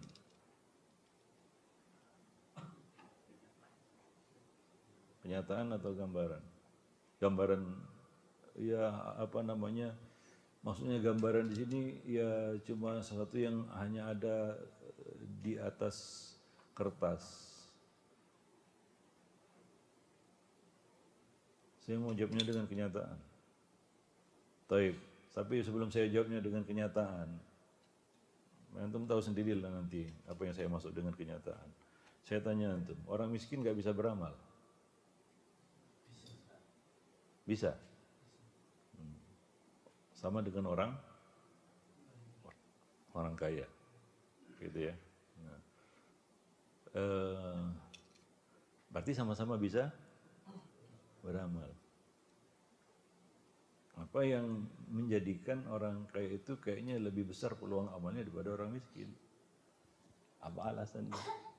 Seolah-olah kalau miskin nggak bisa apa-apa. Belum coba kali. Ya udah antum jadi. Ya. Sebenarnya untuk menjawab ini nggak bisa dengan jawaban singkat, Pak. Ya, nggak bisa. Kalau mau saya kasih kuliah, tapi selesainya kajian ini sampai jam 9. Khusus membicarakan itu, saya pernah membicarakan itu. Saya yakin kalau dikasih pilihan, jadi orang miskin yang bersabar atau kaya yang bersyukur, kan gitu-gitu banyak gitu ya. Pasti semua teriak apa?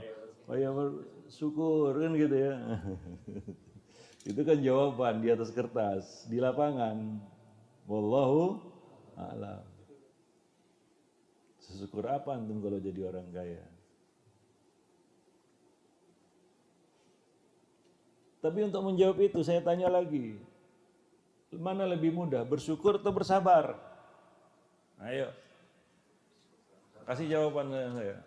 Mana yang lebih mudah, bersyukur atau bersabar? Atau pertanyaan yang lain sama, mana yang lebih sulit, bersyukur atau bersabar?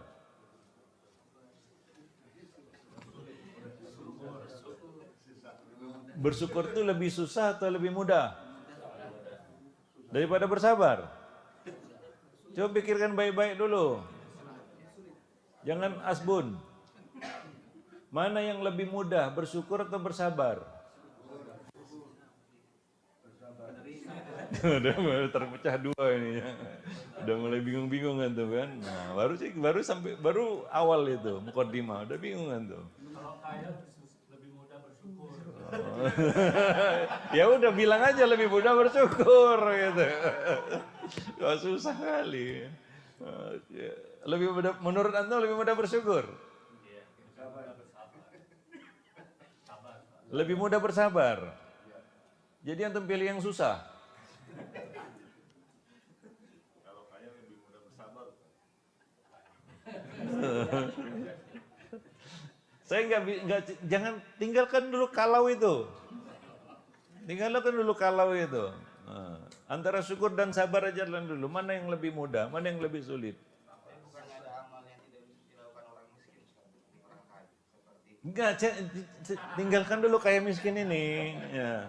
Kita mau bicara embel-embelnya, kan gitu ya. Kaya bersyukur, miskin kan selalu diidentikan dengan itu, kan begitu ya. Sekarang saya tanya antum, mana yang lebih mudah, syukur atau sabar?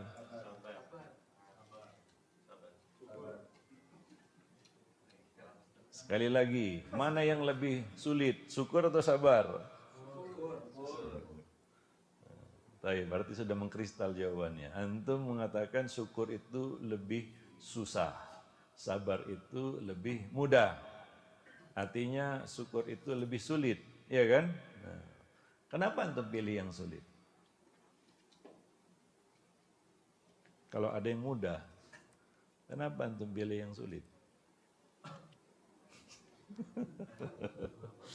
Normalnya kalau antum dikasih kerjaan, ya kan, dikasih kerjaan ini dapat gaji, ya satu kerjanya sulit, yang satu mudah, antum pilih yang mana?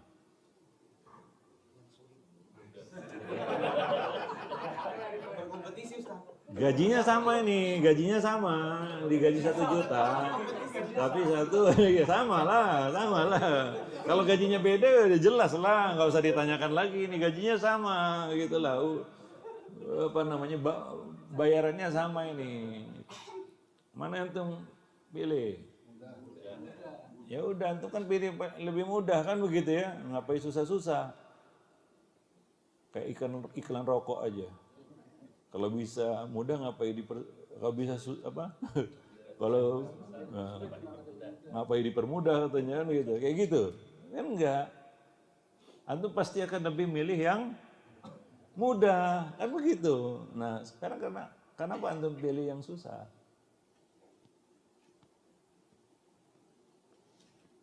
Kenapa? Apa alasannya? Antum pilih yang susah.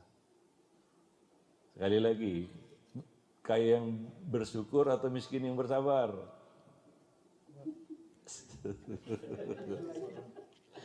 Saya tahu itu konflik pasti. Taib, benar jawaban antum bahwa lebih mudah bersabar daripada bersyukur. Iya. Lebih mudah bersabar daripada bersyukur, Pak. Makanya kalau sabar itu ada istilahnya sabarnya terlambat. Ada nggak? Telat sabar. Iya, sabarnya telat gitu ya. Itu kata Nabi kan, orang yang nangis-nangis kan, wanita yang kehilangan anaknya itu nangis-nangis dia disuruh sabar, nggak mau dia kan gitu ya. Nah, ketika tersadar dia, oh ya, sabarnya terlambat kan gitu ya. Tapi sabar juga dia, tapi telat, ya kan? Nah itu identik padanan katanya sabar itu telat bersabar. Kalau syukur apa padanan katanya? Telat. Enggak, apa? Lupa. Kalau syukur itu lupa, kalau sabar itu telat. Jadi lebih mudah bersabar. Ada hadisnya, ada. Itu hadis 3 orang yang diuji Allah dengan sakit dan miskin. Dia diuji, 3 orang ini diuji dengan sakit dan miskin. Udah penyakitan, miskin lagi, Pak.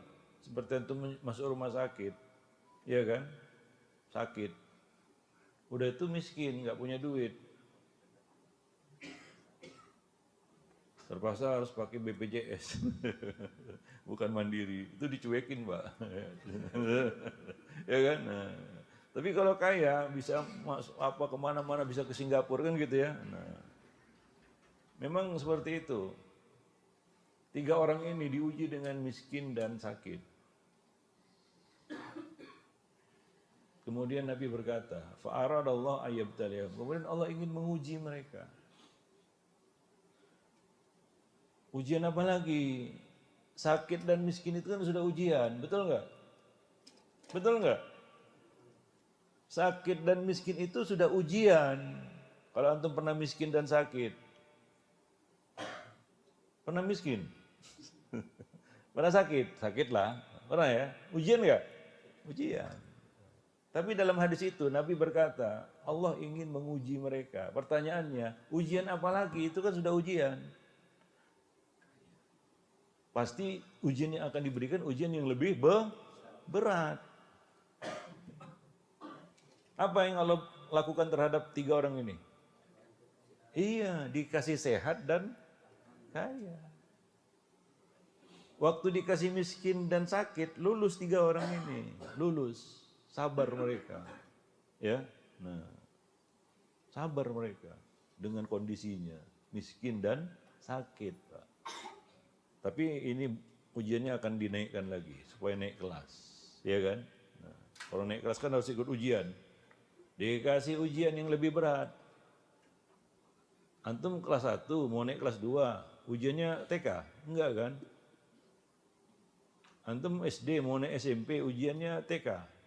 Enggak, ujiannya untuk masuk SMP kan begitu ya. Dikasih ujian yang lebih berat. Paham? Ya, dikasih ujian yang lebih berat. Apa ujiannya? Iya. Kali ini dia diuji dengan sehat dan kaya. Dikasih sehat, dikasih harta. Pertanyaannya, kalau antum tahu hadis ini, sukses? 2 gagal. 1 sukses. Jadi persentasenya kalau 100%, orang-orang yang diuji dengan kekayaan itu rata-rata 60% gagal. Hanya sedikit yang lulus. Kenapa? Karena ujian kaya dan sehat itu ternyata lebih berat.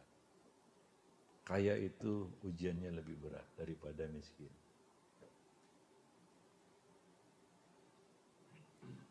Itu hadisnya. Makanya saya tawarkan dari antum, mau dijawab dengan realita atau hanya hitung-hitungan di atas kertas? Kalau mau disarah lebih panjang lagi nih.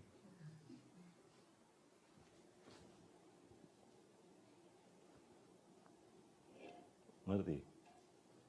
Iya. Sekarang pilih mana? Berat. Sekarang gini, kalau kita pakai dalil orang awam, ya, pakai dalil orang awam. Tahu dalil orang awam apa? Dalil orang awam, nggak tahu? Apa? Kayak, anu kebelet masuk surga kayaknya. Iya. Ya udah, apa salahnya? Itu kan dalil orang awam itu. Dalil orang awam itu apa salahnya, Pak? Nah, kita pakailah dalil orang awam ini ya, apa salahnya? Nah, kalau kita pakai di sini, apa salahnya jadi orang miskin? Ada yang salah? Enggak juga ya. Ya, dalam pandangan antum, miskin itu apa? Melarat? Enggak. Miskin itu pas-pasan. Pas perlu ada. Ya maksudnya enggak lebih-lebih lah, enggak kurang juga. Kan gitu ya, miskin itu tengah-tengah dia. Enggak lebih, enggak juga kurang. Pas-pasan aja. Seperti kita ini kan kita ini muka-muka orang miskin semua. Pas-pasan aja sebenarnya, kan begitu ya. Lebih-lebih pun enggak. Kan begitu. Enak enggak? Hidup pas-pasan gitu. Enggak lebih-lebih, enggak kurang juga. Hah? Enak kan? Enak. Enggak ada beban. Bebannya enggak berat, Pak. Ya kan? Nah, itulah miskin. Makanya lebih mudah jadi orang miskin, lebih enak. Advantage-nya nanti di akhirat antum dapat jalur tetot-tetot. Mudah-mudahan kan gitu ya. Para jemaah yang dimuliakan Allah. Iya kalau mau dibahas lebih panjang lagi. Nah, mungkin ya yang ada di benak banyak orang. Memangnya dalam Islam dilarang jadi orang kaya kan gitu ya. Nggak ada larangan memang. Ada nggak dilarang jadi orang kaya? Ada nggak? Nggak ada. Dilarang bermegah-megahan? Ada. Nah Rasulullah anit tarafuh. Nabi itu melarang dari bermegah-megahan. Dilarang memang. Alhaqumut takatsur. Tapi jadi orang kaya nggak ada larangannya. Jangan salah. Disuruh milih kaya dan miskin bukan berarti dilarang jadi orang kaya kalau jawabannya miskin, kan begitu? Paham? Iya. Nggak dilarang, Pak. Nabi kaya atau miskin? Nah.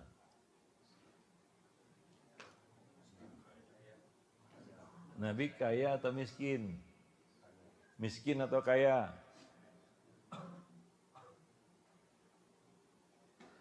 Susah antum jawabnya. Nabi itu miskin atau kaya? Miskin dan kaya. Udah mulai bingung jawabannya. Menyatukan air dengan api ini, gimana ini? Apa coba? Nabi itu miskin atau kaya? Gimana maksudnya? Coba jelaskanlah. Saya mau dengar penjelasan antum miskin tapi kaya, coba. Miskin dalam keadaan hidup di dunia dia cukup, tetapi kaya untuk akhiratnya dia selalu. Saya nggak cerita akhirat, jangan cerita akhirat dulu ini. Saya cerita dunia. Di dunia, ya kalau saya perjelas lagi lah kalimatnya. Di dunia Nabi itu miskin atau kaya? Miskin.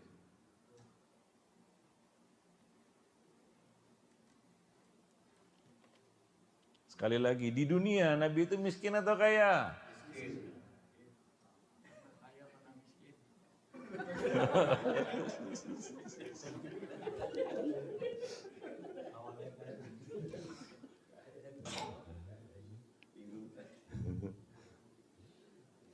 Di dunia, sekali lagi, Nabi itu miskin atau kaya?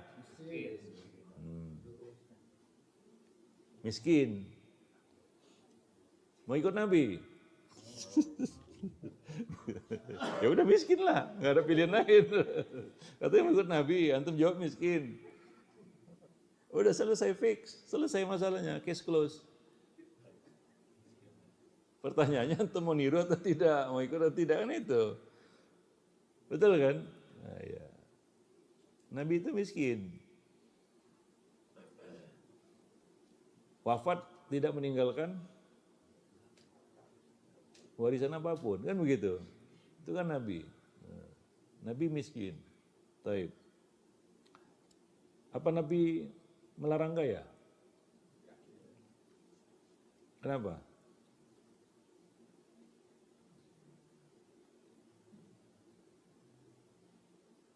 Nabi nggak ngelarang kaya. Kenapa?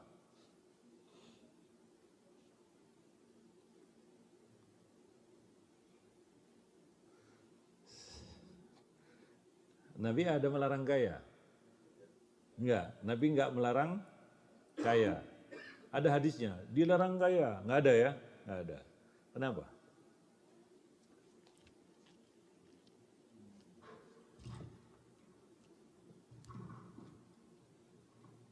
Ngaji sama saya harus berpikir, kalau bengong antum cari hiburan kemari.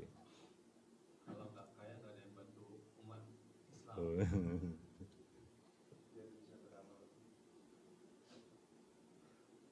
Nabi tidak melarang kaya, kenapa? Yang logis jawabannya ya.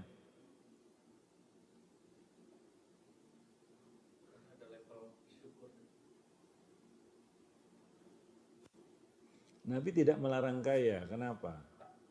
Berarti nggak ada dalilnya bahwa ada hadis dilarang kaya, nggak ada.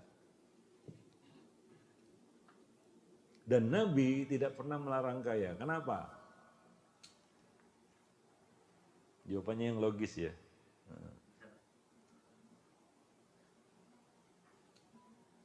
Ayo. Pada bingung kan? Kenapa Nabi tidak melarang kaya?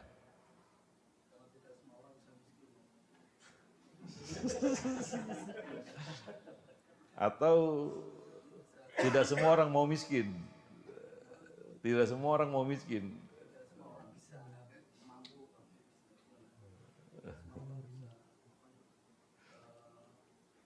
Kalau antum miskin terpaksa? Bisa terpaksa kan? Tapi mau nggak mau ya? Udah. Nah sekarang kembali lagi tadi, kenapa Nabi tidak melarang kaya? Karena rezeki itu dari Allah.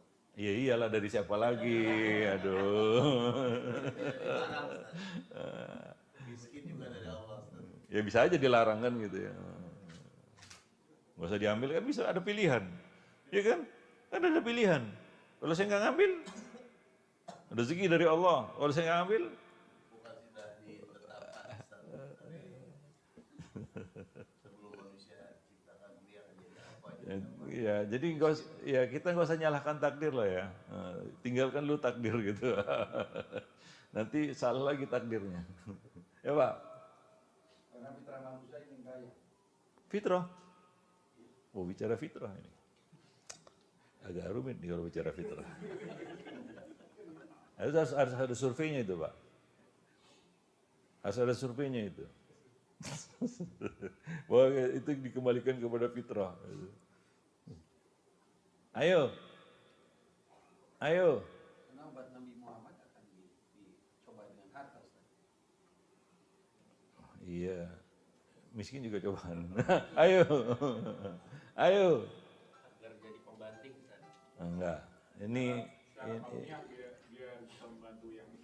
Ini gongnya ini. Ayo. Kenapa Nabi tidak melarang kaya? Ini gongnya ini sebelum saya tutup ini. Udah mau jam 7 ini. Antum buat saya esmosi. Bukan emosi ya, esmosi.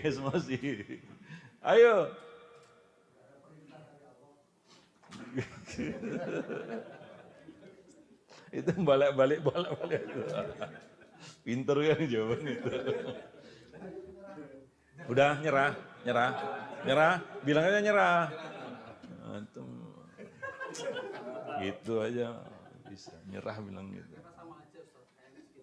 Sama aja. Serius. Ya udah, sama aja katanya. Pak. Karena kekayaan tidak tercela.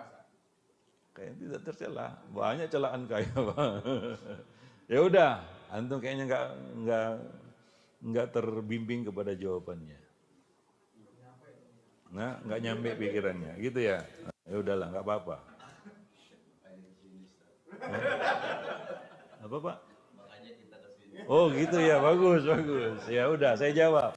Karena, kenapa tadi pertanyaan apa? Kenapa Nabi tidak melarang kaya? Betul ya? Itu pertanyaan saya kan? Nah, dengarkan ini, pasang kuping. Karena Nabi sering jadi orang kaya.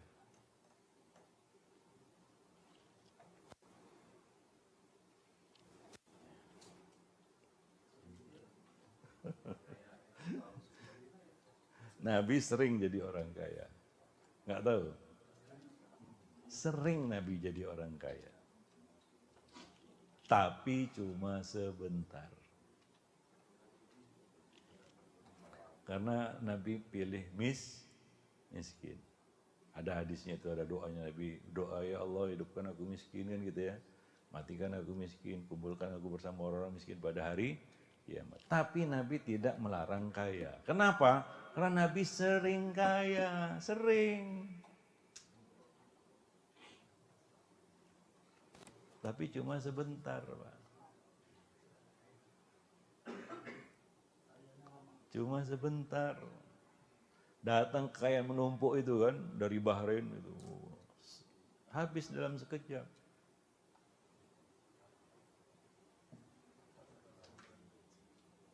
Dibagi-bagikan. Habis sekejap. Miskin lagi kan itu, Jamilah. Jatuh miskin lagi. Nah, itu bagian yang paling berat. Kalau antum sudah kaya. Kalau tujuannya kaya, berat. Kalau tujuannya miskin, mudah.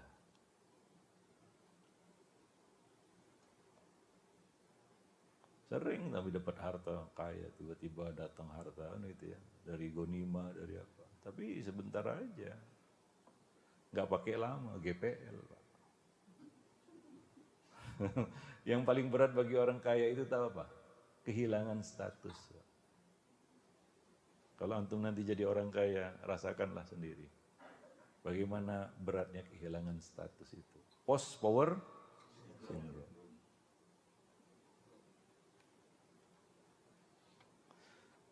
Ternyata kaya bersyukur itu tidak semudah yang diucapkan.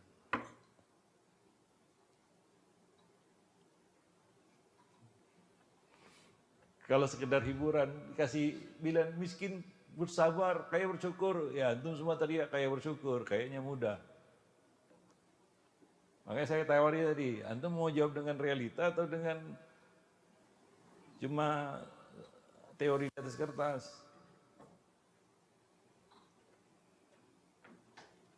Ya begitulah ya. Nah, jangan dipikirin ya. Direnungi aja, diresapi aja ya. Ya antum akan ketahui jawabannya nanti di alam nyata itu ya. Nah, di lapangan ya. Subhanakallah bihamdik asyhadu an la ilaha illa anta astaghfiruka wa atubu ilaik. Assalamualaikum warahmatullahi wabarakatuh.